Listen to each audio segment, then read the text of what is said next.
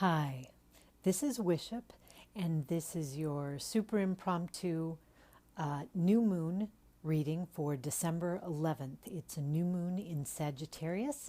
This reading will carry us forward to the 24th of December. The 25th of December is the full moon in Cancer, which should be a real feel-good full moon.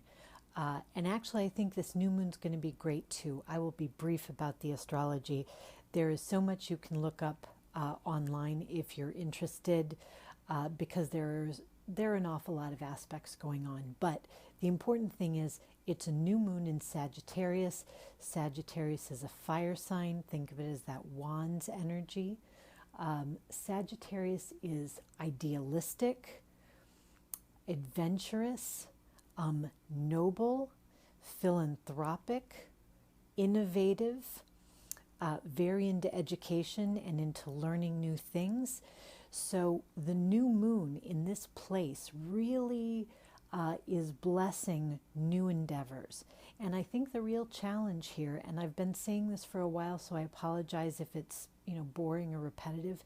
The real challenge is, having been through everything that we've been through, not to become so scarred and battle hardened that we're so worried about not getting fooled again that we don't want anymore, that we forget how to desire things, we forget how to hope for things and get excited. Sagittarius is a natural cheerleader and enthusiast. So this new moon says you've been through a lot, and if you have survived, congratulate yourself.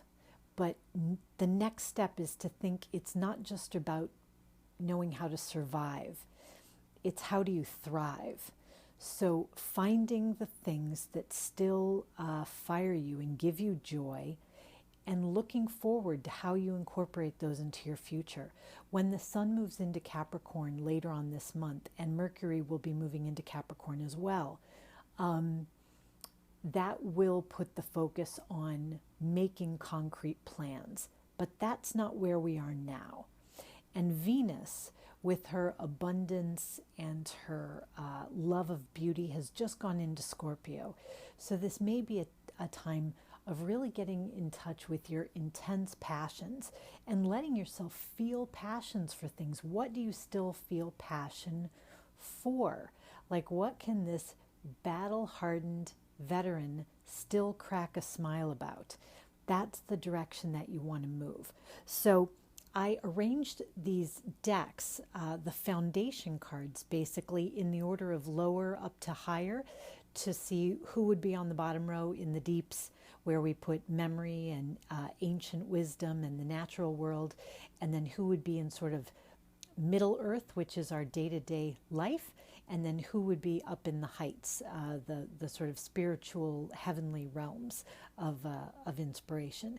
So this is how they arrange themselves. Here we have the Tarot of Reflections, which I actually bought here in New Orleans, which is where I'm filming this. This is the hotel bed cover, so so enjoy that. This is the Sun from the Retro Lenormand deck, which is 31.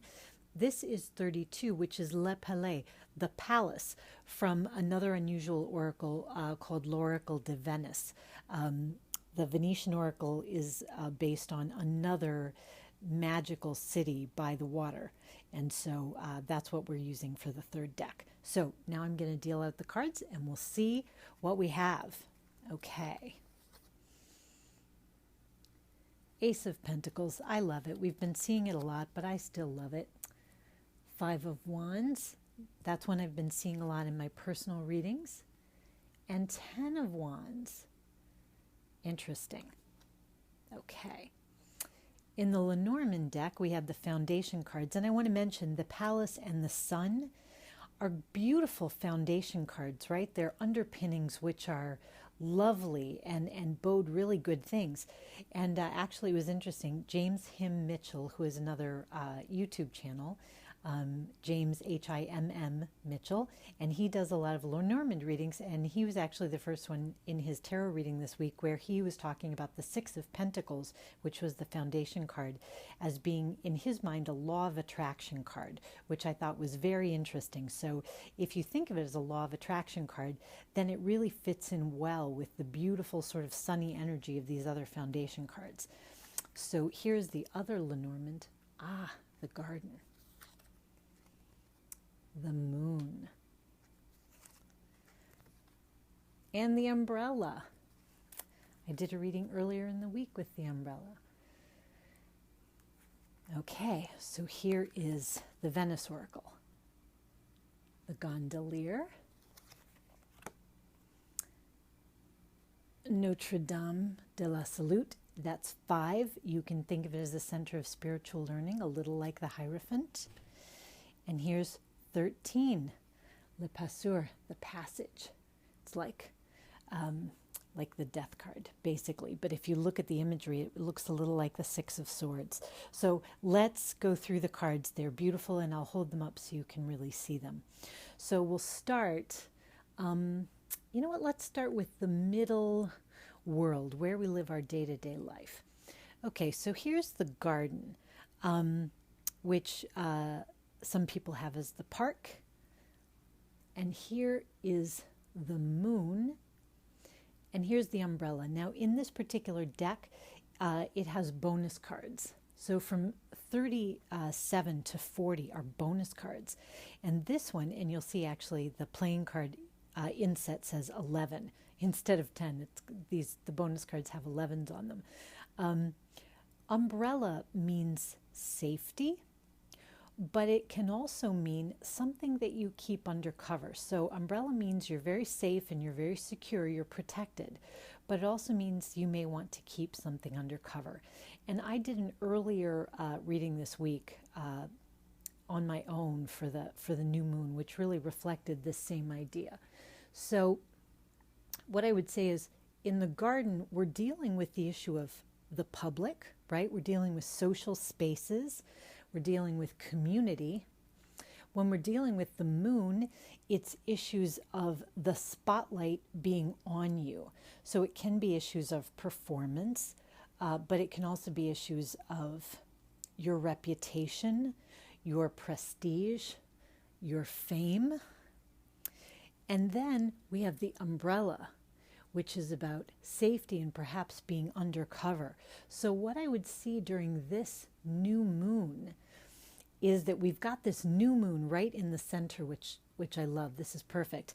And the moon can also signal great things coming up, the sort of gifts of the psychic realm, of spiritualism, these new ideas, these insights that sort of come bubbling from the subconscious. And if we sort of read it this way, we've got this gift, this seed in the deeps, the Ace of Pentacles, this seed. But the seed is sort of fighting its way through to the Five of Wands, and then it gets to the Ten of Wands, which is sort of the complete harvest. This is where this spiritual harvest is complete. And in this Ten of Wands, you'll notice, rather than seeming burdened, this character seems as if he's making some sort of spiritual prayer. He's making some sort of entreaty. He's there in the darkness, and he's holding his hands out as if to say, I can take more. I can handle more. I've got 10 wands and I can handle more. So if we think of this as sort of a progression from 5 wands to 10 wands, in the center of the reading, we really have this struggle. And in this one, it's quite a struggle, right? We have 2 characters. So you might think of it as your higher and lower self. It's the part of you that wants credit versus the part of you that's trying to develop something else, that you are a little at war with yourself. And I would say part of what you're at war with yourself about is whether or not to take these new things which you have discovered and which you have been developing and to share them with everybody else. whether or not they're ready to be shared. And I would say, looking at this reading, not quite. This new moon in Sagittarius is a time to make those intentions and know that they have a lot of force behind them, a lot of strength, a lot of power, a lot of oomph. There's a lot of complementary energy coming from the other fiery planets. So you're getting a lot of boost right in there. But that doesn't mean it's ready to share with everybody yet, because we're not hitting Capricorn yet, where the concrete planning will take place. And it could be that stuff's a little bit early, that stuff's still a little tender, it's a little emotional, it's just not quite ready to share, but it's definitely growing. It's all happening right here. And here is this internal battle where we try to figure out what we're doing. And actually, if you look at this 5, which we can think of as being the Hierophant card, this is a sign, Notre Dame de la Salute. It was a place of great spiritual learning. So, but it can also feel like you are trapped by traditions. So we can think of it, it's another 5, right? 5, I do think of as having goddess energy, but it is also a card of dynamism, of change, just like the female yin energy cycles. It's always the wheel turning and the cycles changing. So right now, with the moon and these 5s, we're in this time of great dynamism where the old you is sort of fighting with the new you. The part of you that's learned all these lessons is maybe trying to strangle your enthusiasm, as you just almost can't help but hope for more dreams ahead, more things that you want. And do you dare to even hope for them after everything you've been through? I say yes, dare, please dare. The gondolier is like number 1, and actually he is a little more like the rider in the Lenormand, because he's movement, right? But he's movement upon the waters. He navigates upon the waters. So things are moving, but they're moving upon these emotional waters.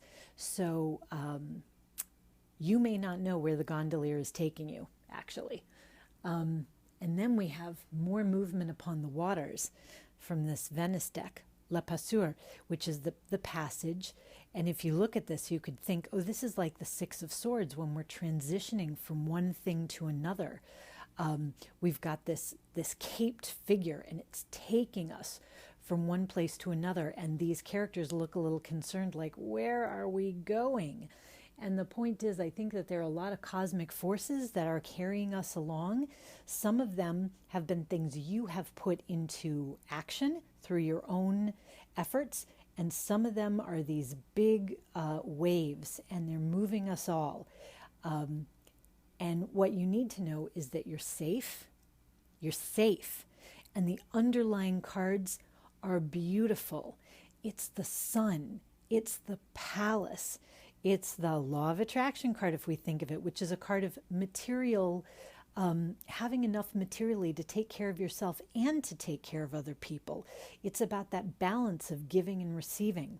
You may have been giving a lot, and now can you open yourself to receive from the universe? Because it takes an open heart to receive. And the universe wants to give you gifts.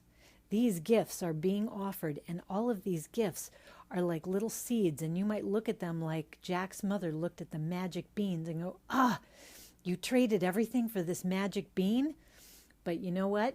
It's going to take you somewhere amazing. But right now is the time to really be thinking about what you still love, what still lights your fire, and focusing on that. How do you want to feel?